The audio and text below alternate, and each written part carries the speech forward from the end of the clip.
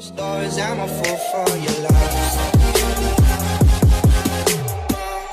Hey y'all, what's up? We're back with another YouTube vid. Today we're going to be talking about money, finances, and relationships. Now, a lot of people know that money is a huge problem when it comes to relationships. In fact, behind infidelity, which is the number one reason people break up, finances is the second reason why people break up. And today we're going to be giving you 5 tips on how you can better manage your money when it comes to being with a partner. Yeah. And having a significant other. Because like you said, money breaks up relationships, and it shouldn't. It's a part of life. You go through these struggles. Why not go through them together and come out stronger on the other end? So like you said, we have 5 tips, and our first tip is that you are in this together. See, we're in this together. She forgot what she was about to say. I forgot the first tip already.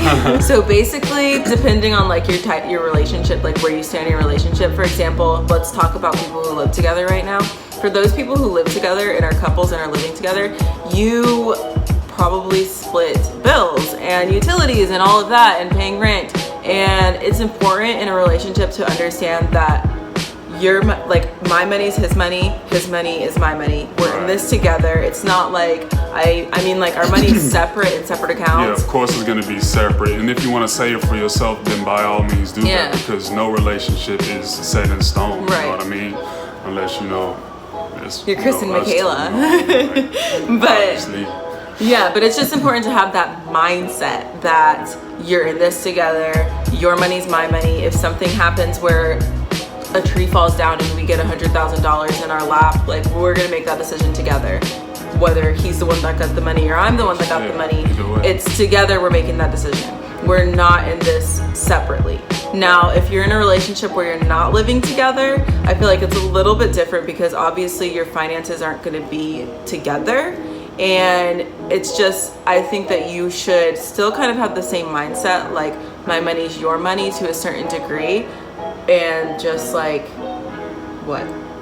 But I feel like you should still be in the sharing mindset. Yeah. I feel like that's up to your discretion. But at the same time, if you're not living with your partner to the point where you have to like congruently combine your expenses and stuff like that, then you really shouldn't have to, share your money, I guess. But it's just a mindset. It's a mindset. It's a great mindset to have. So I guess what we're trying to say is that whether you're living together, whether you're just in a relationship and you're not living together, whatever, just know that you are in this together. Don't make your partner feel like there's some sort of burden. For example, there was a time where I was making more money than Chris, but Chris's financial situations were a little more extreme than what mine were. So there were times that I helped him out to get out of situations that he was in, but I didn't hold that against him, right? Yes.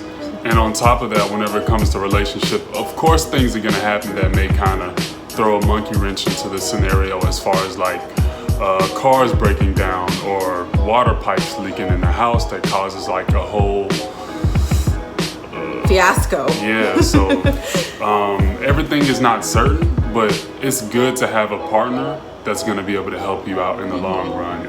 And during those times, you should be building each other up, not tearing each other down. Yes. So that's a big thing when you're faced with struggles like that. You gotta stay in it together. Yes. And luckily for us, whenever that monkey wrench was thrown into my situation, I had not as much as I wanted to have saved, but I had a decent amount kind of, chunked away to the point where it wasn't a huge burden on my partner. Yeah.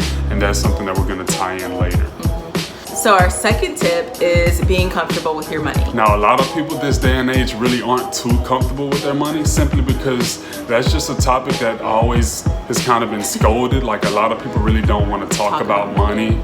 If you ask your coworker how much they make, it's a big secret. Might, try to hide it because they may have a raise, or, that they're trying to keep secret, or if you ask or they just don't feel comfortable. Yeah, a lot of people really don't feel too comfortable with talking about money. And it kind of reminds me of back when I was younger. I used to make terrible grades in school. And one thing that I really didn't want to do, even when I was trying to do better, academically was check my grades, because sometimes I would know for a fact, like I would have that like gut-wrenching feeling that my grades wouldn't be too hot, and that like subliminally I knew that they really weren't too good, but I really just didn't want to check them because I knew that was reality. It would kind of discourage me.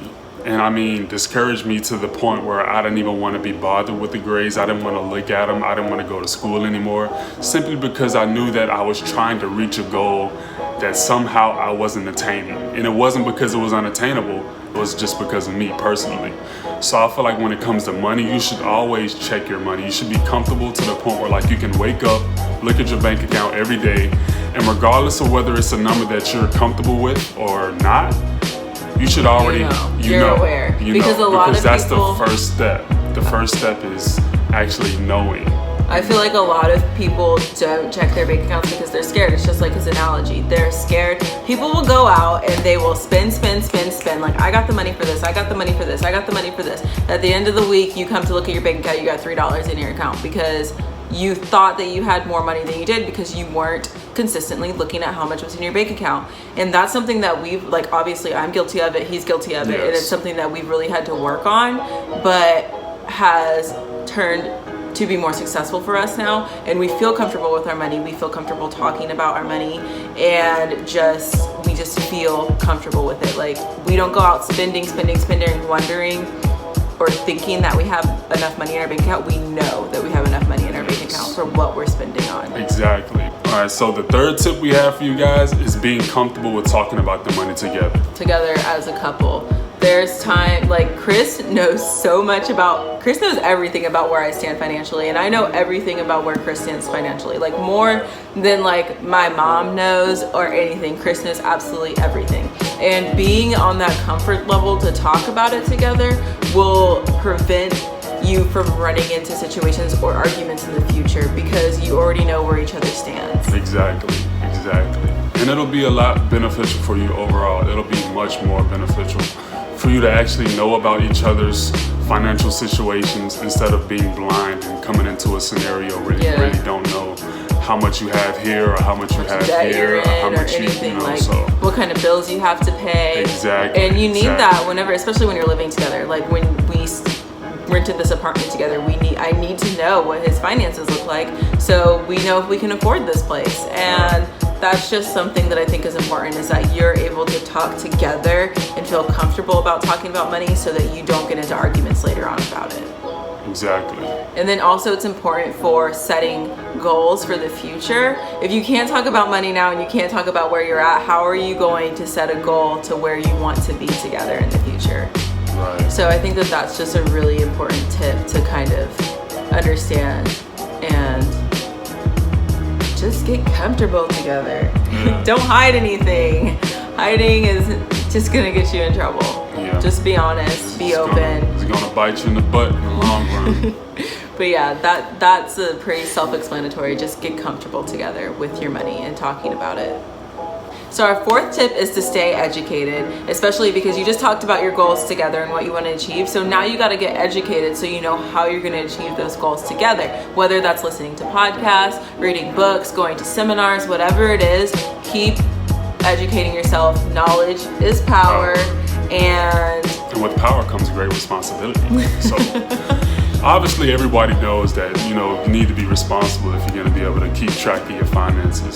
And one book that we used and that we kind of read and kind of went over to help us stay on top of the game. On track. It kind of started us out in our whole journey. Yeah, it was this book called Financial Freedom. It's by Grant Sabatier. And actually knowing how your expenses will affect your lifestyle and being able to save, being able to manage your money, and being able to be comfortable with your finances, not only in a relationship, but individually as well. Yeah, and it's a great book just to get started if you're on your financial freedom journey, whatever kind of journey you're on. It's a great book to kind of get your finances in line and just help you achieve the goals that you want to achieve. So just get out there, whatever book it is, whatever podcast it is, if you're on the way to work, listen to something, if you have spare time, read a book, just stay educated. If you're in high school and your teacher is recommending a economics course, take that. Yeah. Because That's one of the only courses that you're actually gonna need. The only useful that they teach you in class. Besides math, you use math a lot. Yeah, but economics, I can say for a fact that that's one course that's definitely gonna be beneficial. So just stay educated, educate yourselves. We read this book together. If you want to do that, that works. If you want to read something separately and then talk about it together and vice versa, like switch books, whatever. Just stay educated and figure out what you're gonna do to get your goals that you have set for each other and your relationship and everything. Exactly. Okay. Last one is save, save, save. So you can introduce this one. All right, so the last tip for you guys that we have is gonna be to save. And you need to save.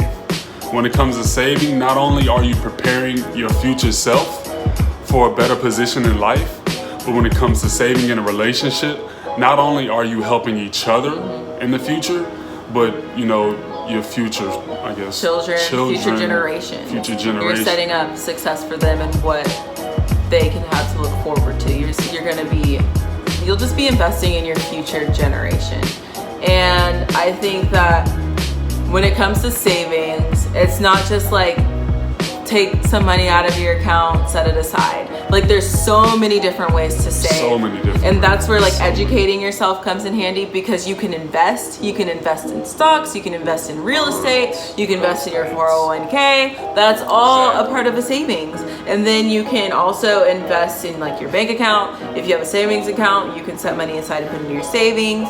And then there's also like, if it's easier for you, you take cash out and put cash away somewhere that you can save for later. So there's so many different ways to save. A lot of people, when they think about saving, they think about really not utilizing all of the money that they have and that they work so hard for within that 1 week span or 2 weeks, depending on if you get paid weekly or bi-weekly.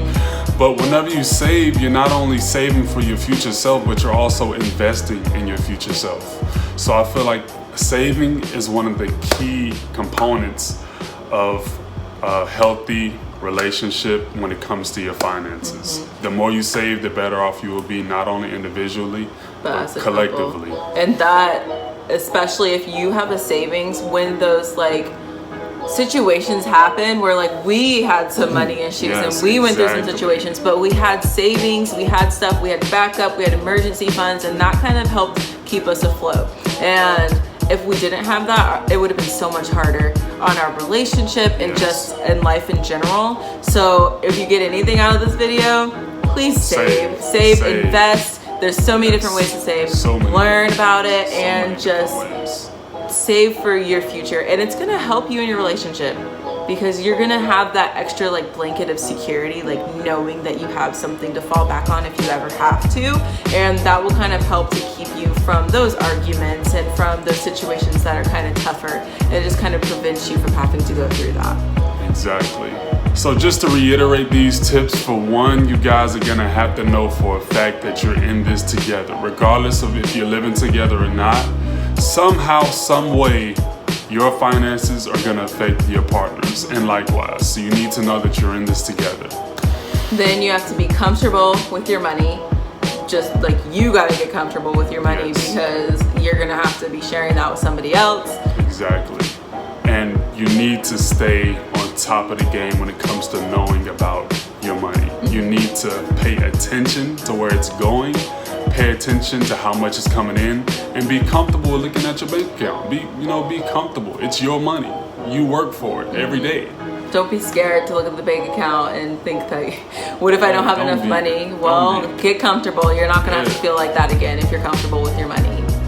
And then talk to your partner, talk together, and talk things out. Talk about money, talk about whatever, what you're struggling with, talk about your past finances, because that's gonna help you in the future, and it's just gonna help with communication overall in your relationship. Right, and you definitely will always need to save. If you're not gonna do anything else, try to save as much as you can. If you get a raise, you were living perfectly fine with the pay rate that you had before. Increase your saving rate. Go ahead and dump the rest of it in a savings account, a certificate of deposit, banking account, anything. Save just anything. Educate yourself on Educate yourself on what is the best scenario, like saving method for you.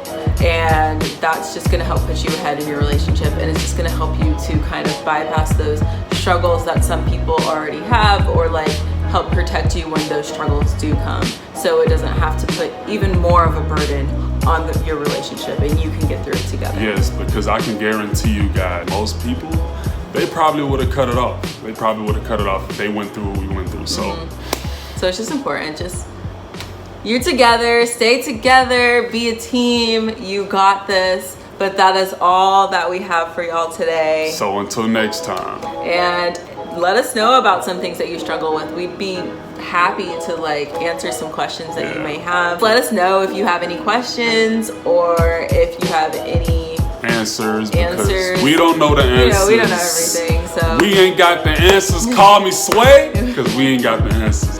I don't know this. So thank you guys for watching. We really appreciate you guys. We hope that these tips help you, and if you're struggling, we get it. Trust me, we get it. Yeah. Not that we're struggling, but but we've been there. We know. We and I just hope that these tips help you out. So if you like this video, give it a thumbs up. We post every Sunday, so we hope to see you next Sunday. And thank you for watching.